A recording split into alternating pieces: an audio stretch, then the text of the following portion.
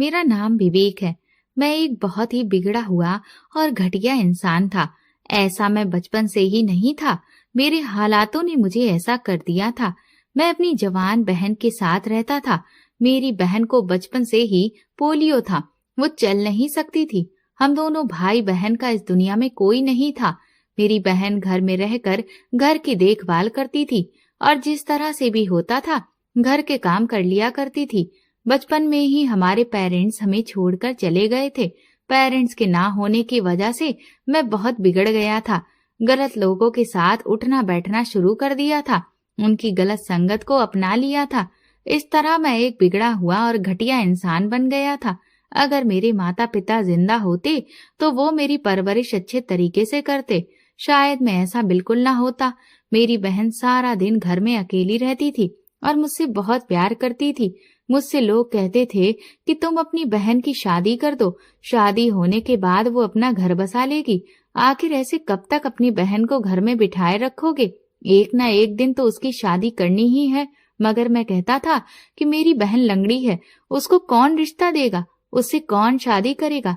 मुझे समझाने वाले कहते कि इकलौती तुम्हारी बहन ही ऐसी नहीं है जो इस दुनिया में लंगड़ी है। ऐसी न जाने कितनी लड़कियां हैं जो लंगड़ी हैं, जिनके हाथ नहीं हैं, जो आंख से देख नहीं सकती, जो बोल नहीं सकती।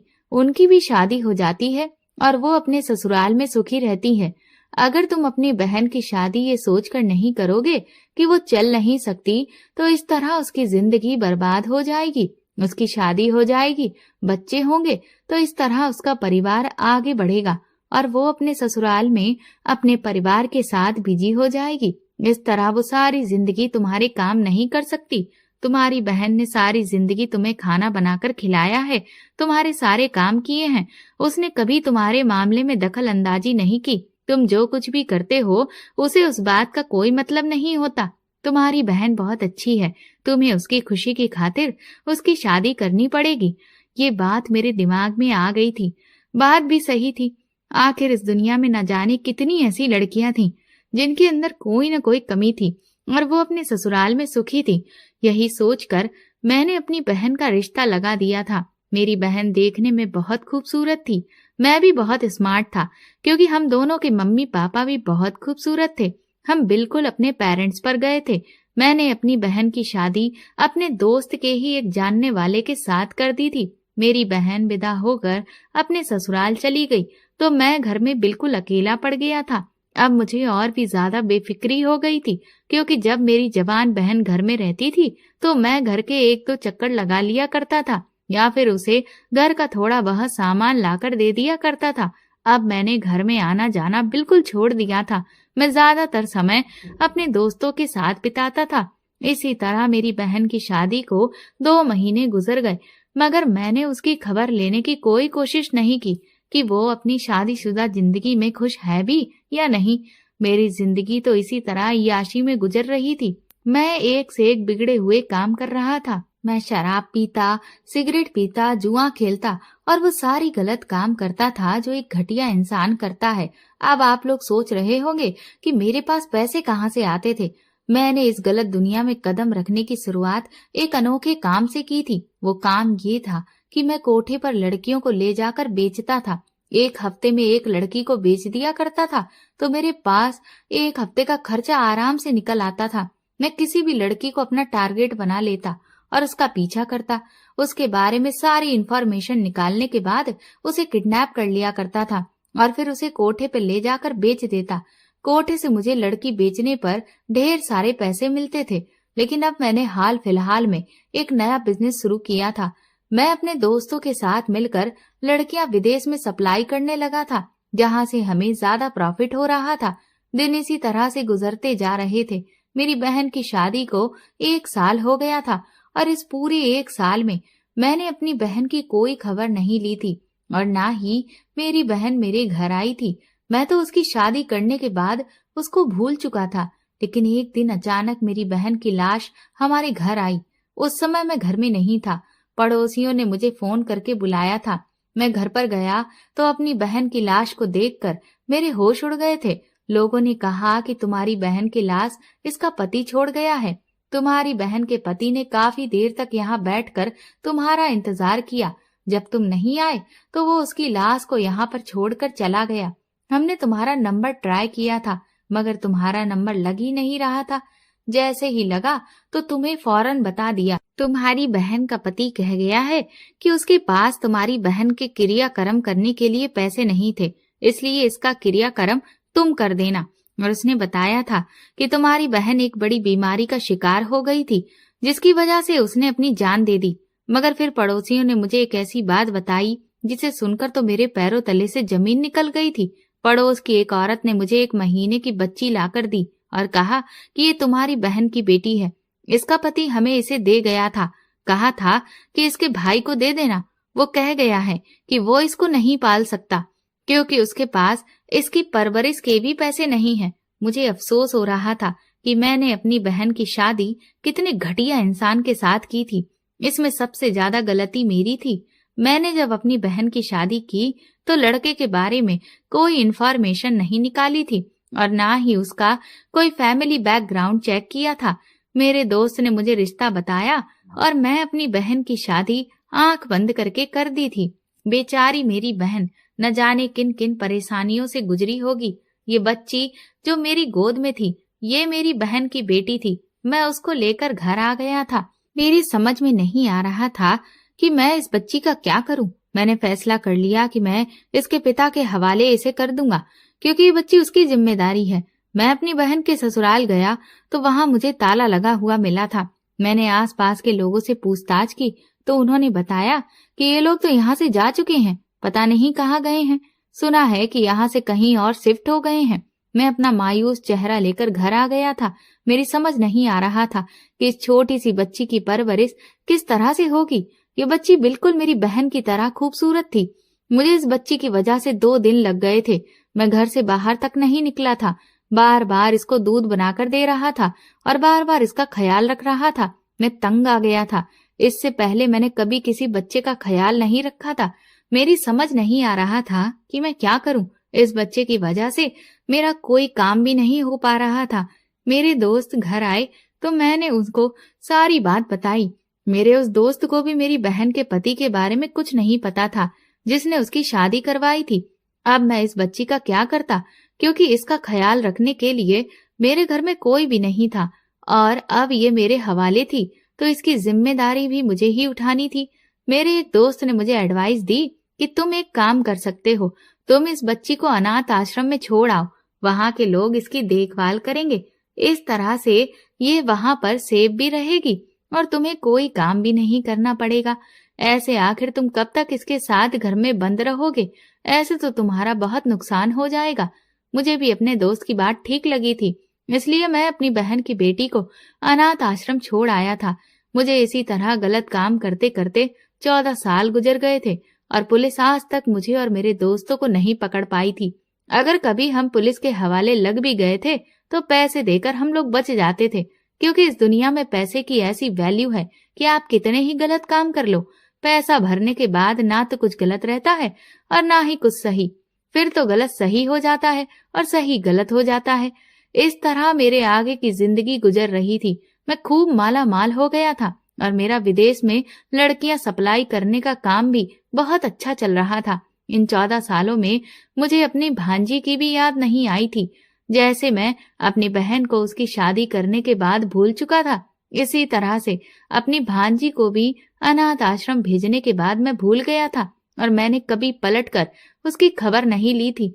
फिर एक दिन मेरे दोस्त ने बताया कि विदेश की कुछ पार्टी को 10 लड़कियां चाहिए और 1 महीने के अंदर अंदर हमें कहीं न कहीं से 10 लड़कियों का अरेंजमेंट करके उन्हें देना था। इस तरह से हमें काफी प्रॉफिट होगा। हम सारे ही दोस्त बिगड़े हुए थे और सभी दोस्त एक से एक गलत काम करते थे। मैं सोच में पड़ गया था, क्योंकि पिछले दिनों में कुछ लड़कियां दूसरे शहर से किडनैप करके लाया था। वो लड़कियां कम उम्र की थीं। उनको जवान करने के लिए हम एक अजीब तरह का कैप्सूल खिलाया करते थे। वो कैप्सूल खाते ही लड़कियां 2 महीने बाद जवान होने लगती थीं। कम उम्र की लड़कियों को मैं कैप्सूल खिलाने के बाद मैं उन्हें इतना आदी कर दिया करता था कि वो मेरे इशारे पर नाचने लग जाती थी। ऐसी खूबसूरत और कहना मानने वाली लड़कियों को भी विदेश में सप्लाई कर दिया करता था और करोड़ों रुपए कमा लेता था। अब भी मेरे दोस्त ने मुझसे 10 लड़कियों की डिमांड की थी, जबकि मेरे पास मुश्किल से 8 लड़कियां थीं। मेरी समझ नहीं आ रहा था कि 2 लड़कियां कहाँ से किडनैप करूं, क्योंकि मैं शहर चेंज करता रहता था। कभी कहीं तो कभी कहीं रहता था। जिस शहर में इन दिनों मैं रह रहा था, वहां पर मैंने 8 लड़कियां किडनैप कर ली थीं। 8 लड़कियां किडनैप होने के बाद शहर में पूरी तरह से हड़कंप मचा हुआ था और पुलिस का पहरा भी बहुत सख्त था। फिर मैंने स्कूल से लड़कियों को पकड़ने का फैसला लिया, क्योंकि स्कूल का जो चौकीदार था वो मेरी जान पहचान वाला था। वो स्कूल के अंदर से कुछ पैसे लेकर लड़कियों को गायब करवा देता था और उनका रिकॉर्ड भी मिटा देता था। इसलिए कभी कभी वो मेरे काम आ जाता था। मुझे देखकर स्कूल का चौकीदार खुशी से खड़ा हो गया, क्योंकि मेरी सूरत में उसे फिर से लाखों रुपए नजर आ रहे थे। जब मुझे लड़कियों की कमी पड़ती थी तब मैं इस शहर में आ जाता था। अब तो इन दिनों मैं इसी शहर में रह रहा था, इसलिए यहाँ से लड़कियों को पकड़ना मेरे लिए आसान हो गया था। मैंने उस कम उम्र की खूबसूरत लड़कियों के बारे में उससे कहा तो वो कहने लगा, पिछले साल कुछ नई लड़कियों का एडमिशन हुआ है, मैं उनमें से कोई नई लड़की आपको दिलवा दूंगा। एक लड़की ने तो 1 हफ्ता पहले ही इस स्कूल में एडमिशन लिया है, बहुत ही खूबसूरत है, उसे देखकर आप खुश हो जाओगे। इस बात पर मैं बेफिक्र हो गया था। इन दिनों मैं लड़कियों को देखने या फिर उठाने का काम खुद नहीं कर रहा था, बल्कि मैंने उन्हें पकड़ने के लिए कुछ लड़के लगाए हुए थे, वही ये काम कर रहे थे। मैंने अपने साथी से लड़की लाने के लिए कहा और खुद वहां से आ गया था।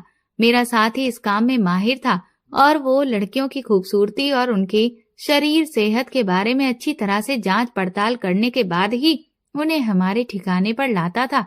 उस दिन तो मैं बात करके दूसरे शहर चला गया था, वहीं जहां पर मेरा घर था, क्योंकि मेरे पास और भी काम थे। लोगों को दिखाने के लिए मैंने बिजनेस का काम शुरू किया हुआ था, ऑफिस बनाया हुआ था।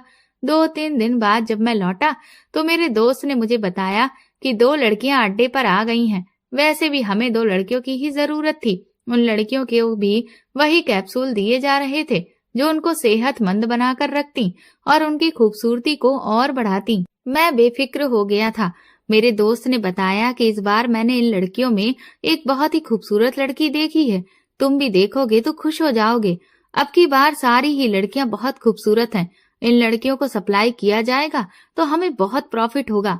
मेरे दोस्त ने इस लड़की के बारे में बड़े अजीब तरीके से कहा तो मैं चौंक गया था। पहले चौकीदार ने भी यही बात की थी, अब मेरा दोस्त भी यही बात कह रहा था। मेरे दोस्त ने कहा, एक बार लड़की को देख लो, बाद में फिर तुम पछताओगे कि हीरा हाथ से निकल गया। वो जानता था कि मैं हर बार पकड़ने वाली लड़कियों को सप्लाई करने से पहले एक बार उनको खुद देखता था। अगर कोई लड़की मुझे बहुत ज्यादा अच्छी लग जाती तो मैं उसे खुद भी इस्तेमाल कर लेता था। वैसे तो मुझे कुंवारी लड़कियों के ज्यादा पैसे मिलते थे, मगर इस्तेमाल की हुई लड़की की भी अच्छे खासे पैसे दिए जाते थे। मैं खूबसूरती का दीवाना था। मैंने अपनी जिंदगी में किसी लड़की से मोहब्बत नहीं की थी, क्योंकि आजकल मोहब्बत में भी सिर्फ लड़कियों का इस्तेमाल होना ही रह गया है, और ये काम तो मैं बिना मोहब्बत के भी कर रहा था, इसलिए मुझे मोहब्बत करने की जरूरत नहीं थी। उस समय मैं अपने दोस्त की बात सुनकर सोच में पड़ गया था। फिर मैंने उससे कहा, चलो ठीक है, मैं उस लड़की को जरूर देखना चाहूंगा जिसके बारे में सब बार बार तारीफ कर रहे हैं। वो खुश हो गया। जब मैं उसके साथ अपने खुफिया अड्डे पर पहुंचा तो उसकी दिखाई गई लड़की को देखकर मैं सच में हैरान रह गया था। ये लड़की वही थी जो चौकीदार ने हमें स्कूल से पकड़वा के दी थी, मगर मेरे हैरान होने की वजह इसकी खूबसूरती से कुछ अलग भी थी। वो खूबसूरत लड़की जो मुश्किल से 14 साल की थी, उसे देखकर मुझे अपनी बहन की याद आ गई थी। उसकी शक्ल बिल्कुल मेरी बहन के जैसी थी, मेरी वही बहन जो 14 साल पहले मर चुकी थी। मैंने सुना था कि हर इंसान की 7 शक्लें इस दुनिया में मौजूद हैं। मुझे लगा कि मेरी बहन की जैसी दूसरी शक्ल इस वक्त मेरे सामने थी। वो बच्ची डरी सहमी हुई सी मुझे देख रही थी। मैंने आगे बढ़कर उस 14 साल की कम उम्र लड़की का बाजू दबोच लिया और उसे अपने साथ बाहर ले आया। वो डरी हुई सी मुझे देख रही थी, मगर उसने कोई शोर नहीं किया था। मेरा दोस्त कहने लगा, मैंने तुमसे पहले ही कहा था कि तुम उसे देखते ही दीवाने हो जाओगे। ये बहुत खूबसूरत लड़की है ना जाने जवान होकर क्या गजब ढाएगी। मेरा दोस्त मुझे देखकर ऐसे गर्व से बोल रहा था जैसे उसमें इसी का कमाल हो। मैंने सर उठाकर उससे कहा कि दोबारा इस लड़की की तरफ मत देखना। मैं इस लड़की को अपने साथ घर ले जा रहा हूँ। ये आज से मेरे साथ रहेगी और इसे मेरे अलावा कोई हाथ नहीं लगाएगा। मेरे शब्दों पर मेरा दोस्त हैरानी से मुंह खोलकर मुझे देखता रह गया था।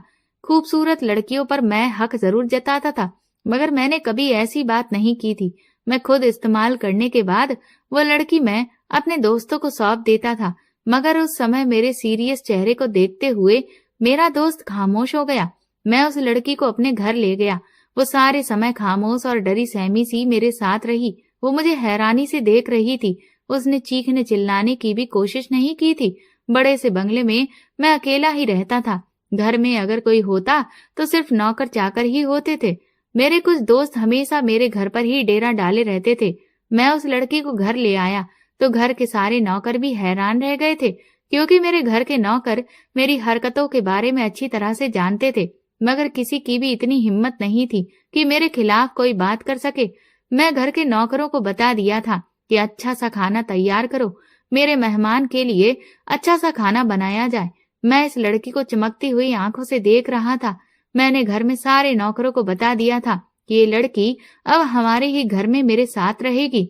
मैंने सोच लिया था कि इस लड़की के जवान होने तक मैं इसको अपने साथ ही रखूंगा। तब तक मुझे इसके जवान होने का इंतजार करना होगा। मैंने घर के नौकरों से कहा, मेरी गैर मौजूदगी में तुम्हें इस लड़की का ख्याल रखना है। न जाने क्यों इस लड़की को देखकर मुझे बार बार अपनी बहन की याद आ रही थी, इसलिए मैंने फैसला किया था कि मैं इसकी परवरिश अपने घर में करूंगा। इस लड़की के साथ मेरा एक अजीब सा अटैचमेंट हो गया था। मैं इसके साथ कुछ भी गलत होने नहीं देना चाहता था। ये लड़की नासमझी से इधर उधर देख रही थी। उस समय इसके होश इतने उड़े हुए थे कि वो मेरी बात भी नहीं समझ पा रही थी। नौकरों ने उसके खाने पीने का इंतजाम किया। मैंने उसके लिए अच्छे से कपड़े मंगवाए। इतने सालों से मैं खुद को इस दुनिया में अकेला समझता रहा था और मेरा दिल पत्थर का हो चुका था। आज पहली बार मैं किसी के लिए इतना फिक्रमंद हो रहा था। ऐसा लग रहा था जैसे इसके साथ मेरा कोई रिश्ता है और मुझे इस लड़की से एक अपनापन महसूस हो रहा था। घर की नौकरानी ने इस लड़की को अच्छी तरह से तैयार कर दिया था। रात का खाना खाते हुए मैं बार बार इस लड़की को देख रहा था। उसे देखते हुए मेरी नजरों के सामने बार बार मेरी बहन का चेहरा घूम रहा था। मैंने ठान लिया था कि मैं इस लड़की के साथ कुछ गलत नहीं होने दूंगा। इस लड़की को अपने घर में हमेशा रखूंगा और इसकी हर ख्वाहिश को पूरा करूंगा। मैं कम उम्र और जवान लड़कियों का धंधा करने वाला एक 35 साल का जवान मर्द एक कम उम्र की बच्ची के बारे में ये सब सोच रहा था। रात हुई तो मेरे घर मेरे दोस्त आ गए थे। मेरे उस दोस्त ने इन सारे दोस्तों को भी जरूर इस बच्ची के बारे में बता दिया होगा, इसीलिए मैंने उस बच्ची को नौकरानी से कहकर कमरे में बंद करवा दिया था, क्योंकि मैं अपने दोस्तों की आदत को अच्छी तरह से जानता था। वो भी मेरी तरह ही बिगड़े हुए थे, क्योंकि मेरी इस्तेमाल की हुई लड़कियां उन्हें फ्री में मिला करती थी। वो कहने लगे, यहाँ हम वही हीरा देखने आए हैं जिसकी खूबसूरती के तुम पागल हो गए हो और उसे अपने घर ले आए हो। ऐसा पहली बार हुआ है तुम किसी लड़की को अपने घर लेकर आए हो, वरना हर लड़की तुम्हारे अड्डे से निकलकर सीधा एयरपोर्ट जाती आई है। मैंने गुस्सा होते हुए उन दोस्तों को देखा। हालांकि वो हर लड़की के बारे में इसी तरह की बातें किया करते थे। मैंने आज से पहले तो कभी बुरा नहीं माना था, मगर इस लड़की के लिए न जाने क्यों मुझे अपने दोस्तों की बातें बहुत बुरी लग रही थी और गलत लग रही थी। मन कर रहा था कि मैं अपने दोस्तों का इन बातों पर मुंह तोड़ के रख दूं। उन्हें आइडिया नहीं था कि मैं एक जवान लड़की के बजाय बच्ची को घर लाया था। वो लड़की नहीं बच्ची थी और वो बिकाऊ नहीं थी। मैंने अपने दोस्तों से कह दिया था कि तुम लोगों में से किसी को भी उसकी तरफ नजर उठाकर देखने की कोई जरूरत नहीं है और अपना ये शौक लेकर तुम सब लोग यहाँ से चले जाओ। मैंने सीरियस होकर कहा तो मेरे दोस्त हैरान होकर मुझे देखने लगे, क्योंकि आज से पहले मैंने कभी भी कोई ऐसी बात अपने दोस्तों से नहीं कही थी। मेरा एक दोस्त हंसकर कहने लगा, लगता है वो बच्ची ज्यादा ही खूबसूरत है। उसे देखने के बाद तो तुम इतनी पुरानी दोस्ती भी भूल गए हो। मैंने हैरान होते हुए अपने दोस्त को देखा और कहा कि मैं लड़कियों पर अपना पैसा खर्च करता हूँ, अपना समय बर्बाद करता हूँ।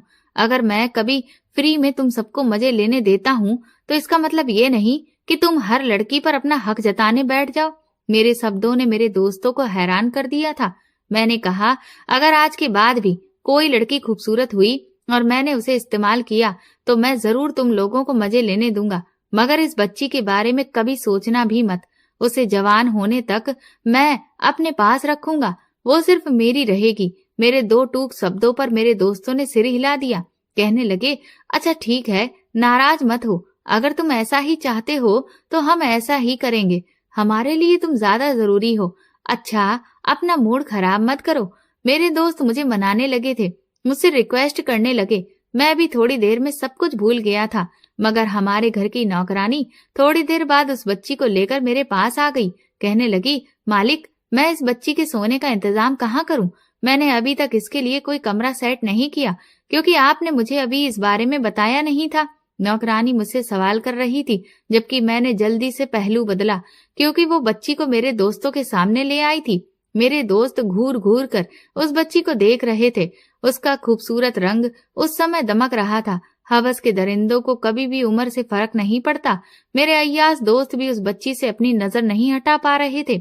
मैंने अपने दोस्तों से कहा, तुम लोगों को वापस जाना है तो चले जाओ, मैं भी किसी काम से जा रहा हूँ। मैंने अपने दोस्तों को टालने के लिए ऐसा कहा था, लेकिन मेरे दोस्त जमकर बैठ गए।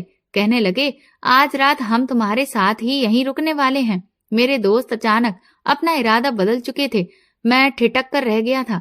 मुझे ये समझने में ज्यादा देर नहीं लगी कि इस बच्ची को देखने के बाद उनकी नीयत में बदलाव आ चुका था।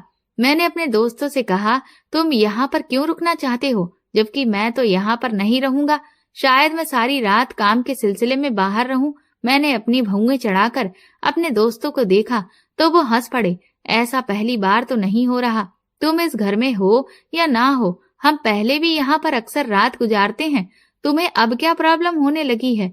एक दोस्त ने हंसते हुए बच्ची को देखा और बोला, शायद इस बच्ची के आ जाने के बाद तुम हमें अपने दोस्तों पर भरोसा नहीं रहा है। दूसरा दोस्त कहने लगा, तुम कहना क्या चाहते हो कि जब तक ये यहाँ रहेगी तब तक हमारा यहाँ आना मना है? अपने दोस्तों की बातों पर मैंने कहा, ये बच्ची अब सारी जिंदगी यहाँ रहेगी, इसलिए तुम ऐसा ही समझ लो, क्योंकि अब ये घर खाली नहीं है और मैं तुम लोगों को अब यहाँ रहने की परमिशन नहीं दूंगा। अपने दोस्तों को साफ शब्दों में कहते हुए मैंने नौकरानी को देखा और कहा कि इस बच्ची को मेरे कमरे में ले आओ, वो मेरे कमरे में ही रहेगी, मैं इसे अपने पास सुलाऊंगा।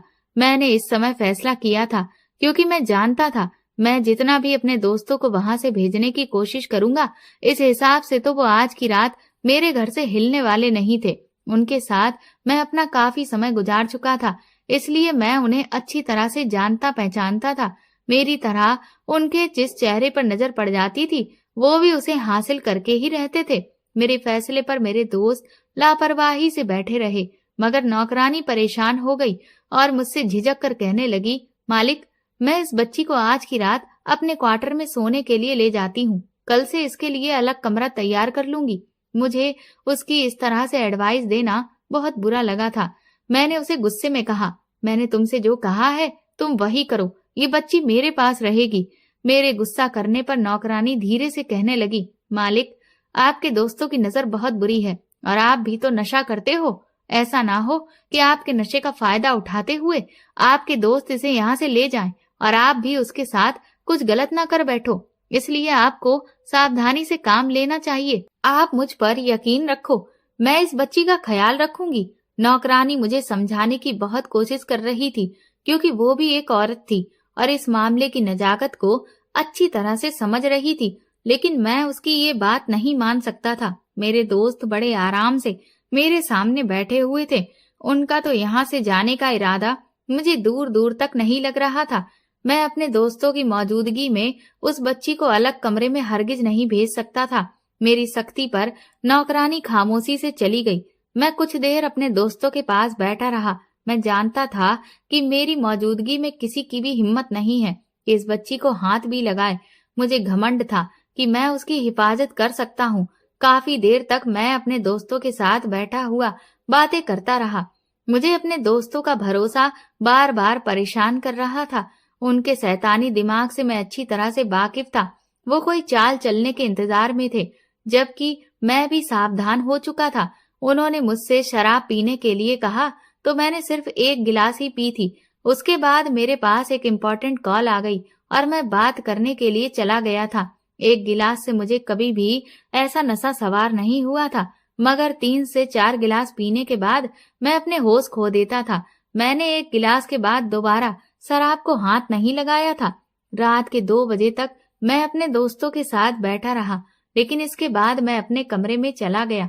मेरे कमरे के दरवाजे को अच्छी तरह से मैंने बंद कर दिया था और वो बच्ची मेरे साथ कमरे में ही मौजूद थी। उसे अपने बेड पर सुलाकर मैं अब बेफिक्र हो गया। उस लड़की को देखकर मुझे हर बार अपनी बहन की याद आ जाया करती थी। आज मुझे ऐसा लग रहा था जैसे मेरी बड़ी बहन मेरे सामने लेटी हुई है। उसका चेहरा बिल्कुल मेरी बहन की तरह था। मेरा मन कर रहा था, काश आज मेरी बहन जिंदा होती तो मेरे भी इस दुनिया में कोई अपना होता, क्योंकि अब इस लड़की को देखने के बाद मुझे एहसास हो रहा था कि अगर आज मेरी बहन इस दुनिया में जिंदा होती तो मेरा भी कोई अपना होता। माता पिता तो मुझे पहले ही इस दुनिया से छोड़कर जा चुके थे। मेरे पास सिर्फ मेरा एक लौता रिश्ता था, जो मेरी बहन थी, जिसने मेरा बहुत ख्याल रखा था। उसने कभी मुझे किसी चीज की कमी नहीं होने दी थी। मैं कितना ही बिगड़ा रहा था, मगर उसने कभी मेरे मामले में दखल अंदाजी नहीं की थी। वो चाहती तो मुझे बिगड़ने से रोक सकती थी, मगर उसने हमेशा वही किया जिसमें मुझे खुशी होती थी। इतने सालों बाद अपनी बहन को याद करके मेरे आंखों में आंसू आ गए थे। मुझे एहसास हो रहा था कि मेरी बहन मेरे लिए कितनी जरूरी थी। अगर आज वो मेरे साथ होती तो मुझे ये अकेलापन इतना नहीं सता रहा होता। न जाने क्यों आज अकेलेपन से मुझे डर लग रहा था। मैं यही सब कुछ सोच रहा था और कमरे में इधर उधर टहल रहा था। टहलते टहलते मुझे प्यास लगने लगी तो मैंने पानी पी लिया था। लेकिन अचानक न जाने मुझे क्या हुआ था कि मुझे सब कुछ घूमता हुआ नजर आने लगा। मुझे कुछ समझ नहीं आ रहा था।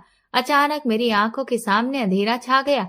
मुझे ऐसा लग रहा था जैसे मैं अपने पैरों पर खड़े होने के काबिल नहीं हूँ। मुझे अच्छी तरह से याद था, आज मैंने ड्रिंक भी ज्यादा नहीं की थी, तो फिर मेरे साथ ये सब कुछ क्यों हो रहा था। मुझे ऐसा लग रहा था जैसे मैं बेहोश हो रहा हूँ, मगर मैंने खुद को होश में लाने की बहुत कोशिश की। मैं बार बार अपनी आंखें खोलने की कोशिश कर रहा था और अपने कदमों को जमा रहा था, मगर कुछ भी करना मेरे बस में नहीं रहा। और फिर थोड़ी देर के बाद मैं बेहोश हो गया।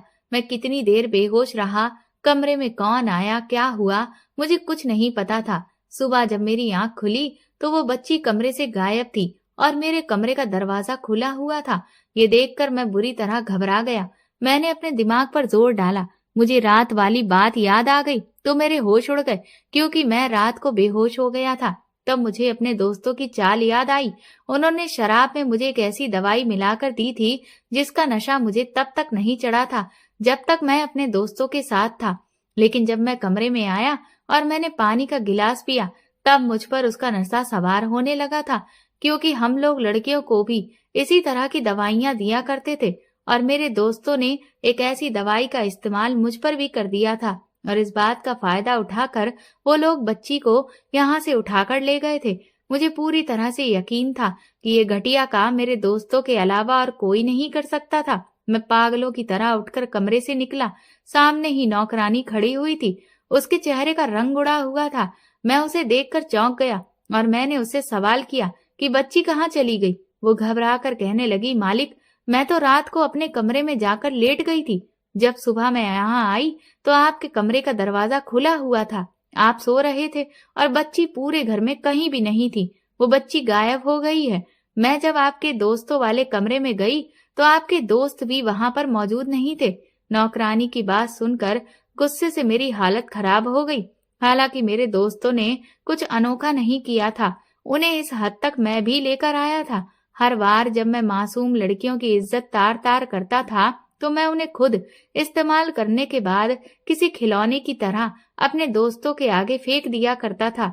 जिन लड़कियों को मैं जवानी के कैप्सूल खिलाने के बाद विदेश में सप्लाई किया करता था, तब भी मैंने सोचने की कोशिश नहीं की कि उनके साथ क्या किया जाता होगा। मेरी नौकरानी मुझसे परेशानी से कहने लगी, मालिक, मुझे तो आपके दोस्तों की हरकत के बारे में पहले ही पता था, इसीलिए मैंने आपसे कहा भी था कि मैं इसकी जिम्मेदारी ले लेती हूँ, मगर आपने मेरा भरोसा नहीं किया। पहले आप खुद अपने दोस्तों को लड़कियां दे दिया करते थे, लेकिन अब आपके लिए दोस्तों ने कभी इस बात का फायदा उठा लिया और वो उस बच्ची को लेकर फरार हो गए। आपने इस बात की जिम्मेदारी ले ली कि आप खुद उसकी रखवाली कर सकते हो, तो मैं बेफिक्र होकर अपने क्वार्टर में जाकर सो गई थी। मगर मुझे नहीं पता था कि आपके दोस्त आपकी आंखों में भी धूल झोंक कर ऐसा काम कर सकते हैं। नौकरानी की बात पर मैं परेशान हो गया। आज नौकरानी भी मुझे बड़ी अजीब नजरों से देख रही थी। नौकरानी कहने लगी, आप कभी भी अपनी जिंदगी में किसी औरत, लड़की या बच्ची को शामिल नहीं कर सकते, क्योंकि आपने न जाने कितनी लड़कियों और बच्चियों के साथ अत्याचार किया है। आप इंसान नहीं हो, आप एक दरिंदे हो। मालिक, ये कहकर नौकरानी वहां से चली गई थी। मैं परेशान हो गया। मैंने अपने दोस्तों को बार बार कॉल मिलाई, मगर कोई भी मेरी कॉल रिसीव नहीं कर रहा था। मैं पागलों की तरह खुद को नोचने लगा। मुझे उस लड़की में अपनी बहन नजर आती थी। मैंने सोचा था कि मैं उसका हमेशा ख्याल रखूंगा, उसे अपनी बहन बनाकर रखूंगा। जब वो जवान हो जाएगी तो अच्छी जगह उसका रिश्ता देखकर उसकी शादी कर दूंगा। शायद मैं ऐसा अपनी सगी बहन के साथ नहीं कर सका था, जिसकी वजह से उसकी मौत हो गई थी। मैंने सोचा था कि मैं इस लड़की के साथ ऐसा करके अपनी गलती का पश्चाताप कर सकता हूँ, लेकिन मैंने तो इस दुनिया में न जाने कितने पाप किए थे, कितनी गलतियां की थी जिनका मैं चाहकर भी पश्चाताप नहीं कर सकता था। मगर मैं खुद सब कुछ बर्बाद कर चुका था। मैंने जल्दी से अपने कपड़े चेंज किए।